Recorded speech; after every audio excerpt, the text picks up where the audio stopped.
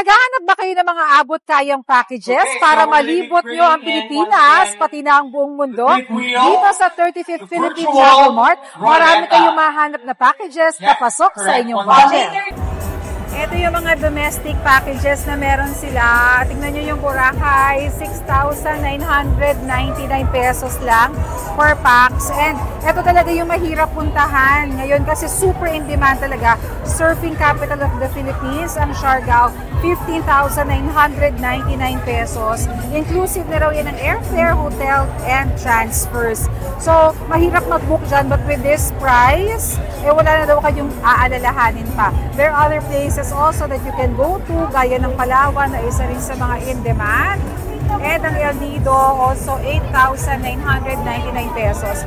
Ngayon kung gusto niyo naman mag-abroad, dito affordable din yung mga prices nila. Ito yung mga nakikita niyong prices nila.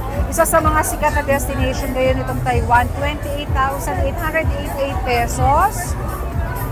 And isa pa sa puntahan din ng mga turista na mga Pilipino, etong Japan, 45,888 pesos. Eto, goals kung pumunta dyan, Australia and Europe. Manifesting, sana makapunta tayo dyan someday. Ang Macau, ang pinakamurang nakita ko dito, Macau is 11,888 pesos. May travel period, so be aware of the travel period. Punta na lang kayo dito sa Philippine Travel Mart and mag-inquire kayo ng mga packages na pasok sa inyong budget. Mas malaki po yung tipid dito, tapos may flexible payment terms, saka may mga freebie, mga 30% din yung nakatipid namin. Kaya sulit yung pagpunta namin. Actually, it's a good deal talaga kasi nga, like I said, almost 1,000 to 3,000 na lang yung plane tickets. So, it's a good thing talaga. Good deal siya. Kaya nandito kami ngayon just to see things na pwede namin gawin next year or later this year. Affordable po. Yung Boracay natin, yung pinaka-bestseller natin, 6,999, 4 days, 3 nights na po. With round-trip airfare, hotel, na beachfront, breakfast, and round-trip transfers na po. Japan natin, 45K. So, same. May airfare, hotel, and tours na po. Mahal pag DIY. Nag-try na rin ako niya na mag-DIY. Mas mahal na, mas nakakapagod. Kasi lahat ng transpo ikaw, ang layo din ng lakad.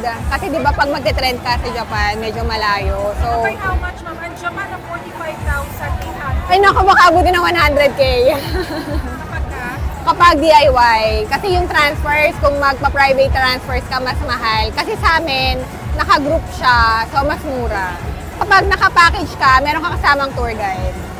So, di ba, pag may tour guide ka, lahat ng tanong mo kay tour guide na. Kasi pag Japan, medyo may language barrier dyan sa Japan eh. So, hindi sila masyadong okay sa English. So, mas okay talaga kapag kukuha ng package. Kailangan legit talaga. So, kailangan meron business permits, yan, nasa expo, and merong physical office. Pwede ka na rin mag-tour sa Spratly Islands, gaya nito for as low as 27,000 pesos. Pwede ka maka-join dun sa Pag-asa Volunteerism Trip. Meron rin Pag-asa Summer Tour na 45,000 pesos pero merong as high as 135,000 pesos. Sana po makapunta kayo sa Batanes para makita nyo yung kagandahan.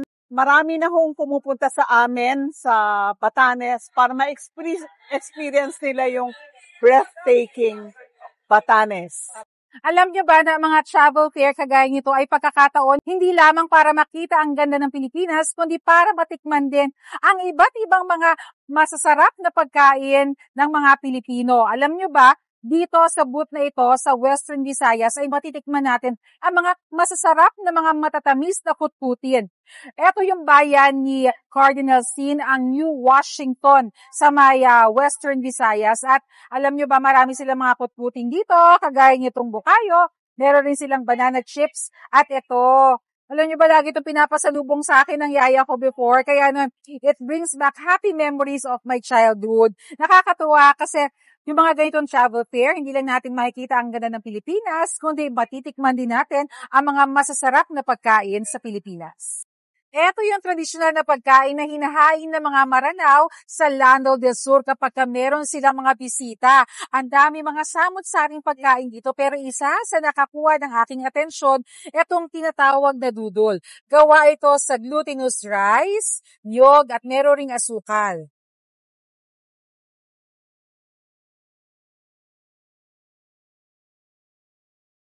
Sarap!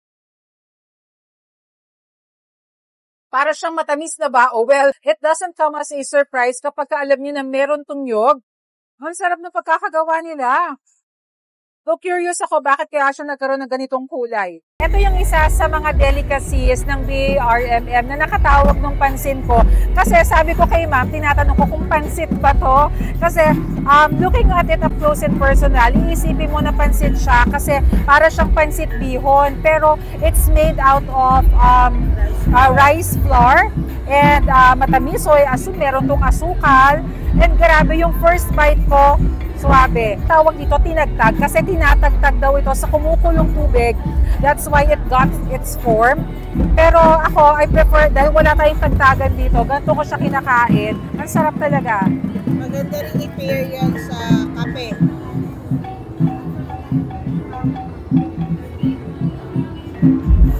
Ang sarap. Yung mga tausok daw, kapag sila raw ay kumakain itong tinagtag, usually meron silang tsaa na kasama. Pero wala tayong tsaa ngayon. So I'm just enjoying the flavorful tinagtag. Ito yung heritage cookies na native sa Misamis Occidental, gawa sa harina, asukal, butter, at meron din siyang itlog. Tikman natin.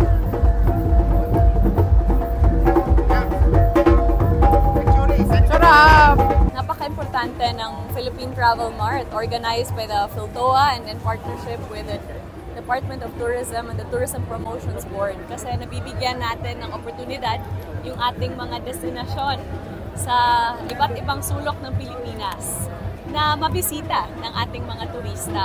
Napaka-importante to deal with accredited tourist operators, travel agencies, and establishments. That is why we value our partnerships with the Philippine Tour Operators Association dahil they have taken great strides to work with the Department of Tourism on continued and current accreditation para yung ating mga traveling public will be assured that the travel packages that they purchase will actually result in memorable tourism experiences na walang stress, walang scam, at walang paghihirap sa biyahe.